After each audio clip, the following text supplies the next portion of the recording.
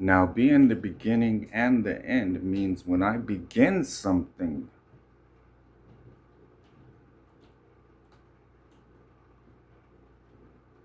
there's intentional, love-filled thoughts towards what I am creating. It's not an idea. It's a piece here. See how people respond to it. You liked that. Okay, here's another piece. You didn't like that. Okay, well, that piece is going there anyway. Now wait for this piece. Now you like all of it. So, in all of humanity's wisdom, they have asked, what is the purpose of life? Find your soulmate. Go on adventures with me.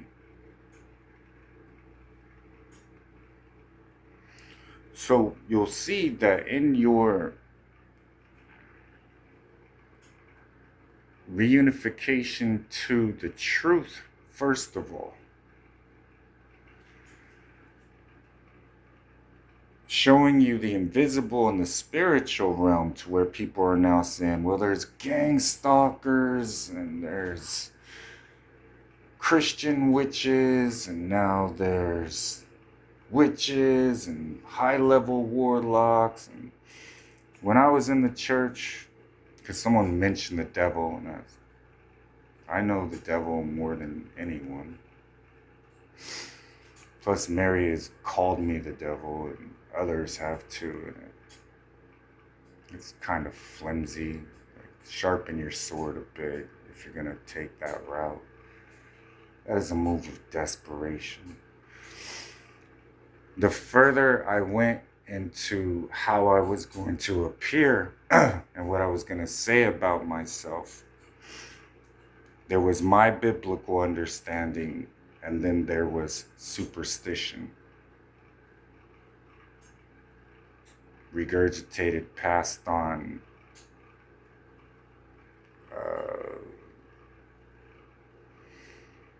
just accepted with faith at face value, but no actual experience delving in and discerning it yourself, which is why most of you don't understand what I understand, which is you have demons. So I came to the conclusion in 2025, specifically before the foundation of the earth, most of the people that I would be around, I would either have to get used to their demons, or they would have to get used to my spirit. Now, I've been put in a place where it's me and a whole bunch of people with demons. And usually what happens is, if there's any attacks, there's quick retaliation, and it settles down. I went through attempts of, well, I can work here. It never goes well if you put me in a building full of people with demons under a roof. But I can work outside. And then it became a war, and things got darker and darker. So I understand my people's stance on they have gotten used to a solitary life and are hesitant about receiving their prodigal. What I caution the prodigal is, you and your demons aren't in a place of love to give love. That's your first problem. So your memories and your thoughts are going to be coming from a source of what happens when you cannot renew your mind. So you're not in a position, they used to call it putting on the new man. The old man has died. You were raised to life from death. But you're forgetting the conversation that's recorded in the Gospel of John at the Last Supper. For those that do not receive me,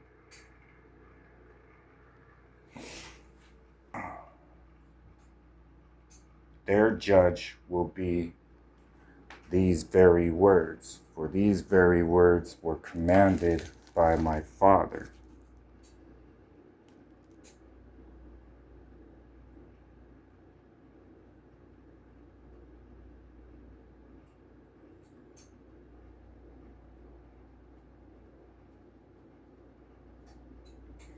And then remembering what I do.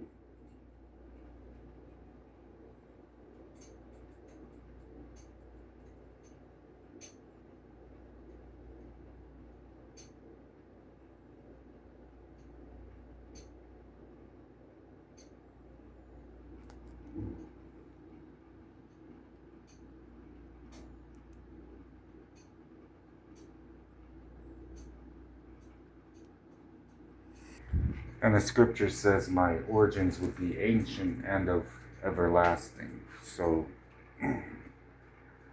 having bloodline to the Levant is ancient. And that's where they came out of the Exodus too.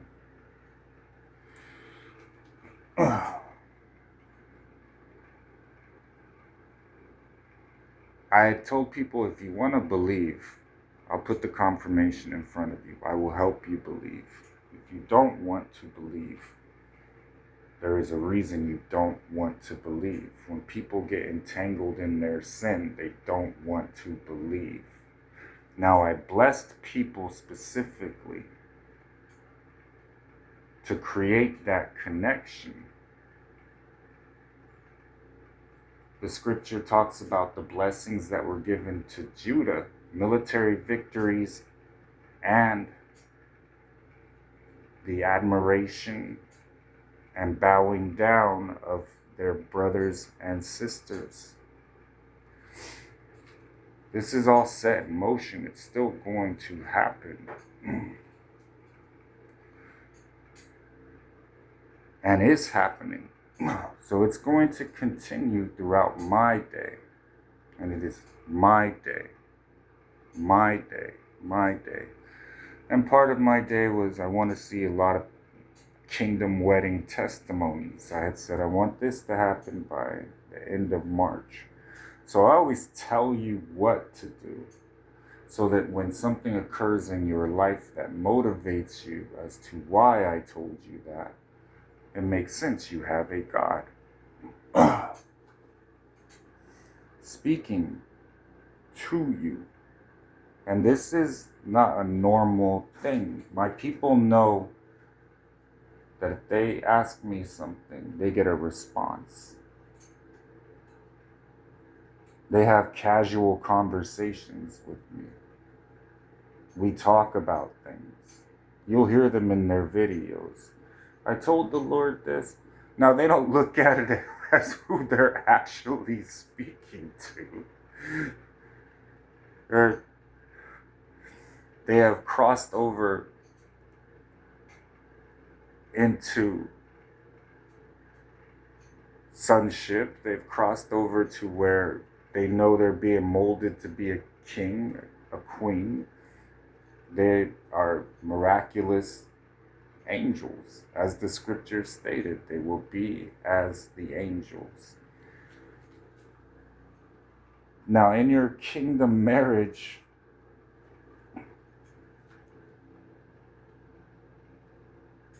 when the prodigal can't put on the new man, meaning the Spirit told you, go here. That is because that is where I am at. So if it's one step, then I am with you still. If you didn't take the step, am I standing still? No, the Spirit is always moving throughout my kingdom. So you have to look at where you got left behind, and it's going to be familiar to you because it will be where you left me where you left Jesus.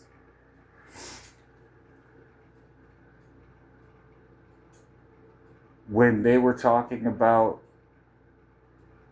all the warnings Noah gave and nobody paid heed, and they did not know until the flood came and took them all away. You were part of the flood that got taken away. Whereas we, as in God and his people, were taken into the air, taken out of the world for consecration for the last 3 years. So whatever you valued over the favor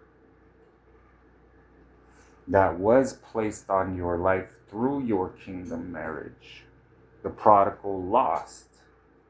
So this is no reason to be upset. I love you.